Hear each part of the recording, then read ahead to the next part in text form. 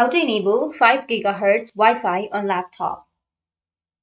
So if you want to enable 5 GHz Wi-Fi on laptop, then what you need to do is you just need simply go with search and search for CMD, go with run as administrator and click on yes. And here you need to enter a command. So the command goes like netsh space wlan space show space drivers and hit the enter.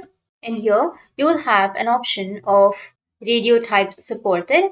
So if you have an option of 802 only, then it means you have 2.4 gigahertz network capacity. But if you have an option of the thing which is like here, in my case, it's 1, 2, 3, 4, 5, 6. I have 6 options right here. So if you have the same kind of interface like this, then it means that it supports 2.4 gigahertz and also 5 gigahertz network capacity. So if you don't have like this, in my case, it's like this, right? So if you don't have the same kind of interface, then it means that your laptop doesn't support 5 gigahertz.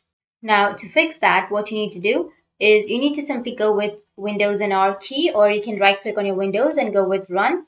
And here you need to enter devmgmt.msc and hit the enter. Now expand the network adapters and go with your network adapter. Right click on it, go with properties, go with the advanced section, and under advanced, here you will have all of these options. So you just need to simply go with an option of selective suspend. You may have under the S kind of interface, and after that go with the right side and select the option of 5 gigahertz, which is on the first, and then go with OK. But if that still doesn't fix your problem, then what you can do is just right click on it and then go with update driver and update your drivers. Once you update it, then your problem will be fixed. So that's it. And if you have any questions, feel free to comment below. Thanks for watching.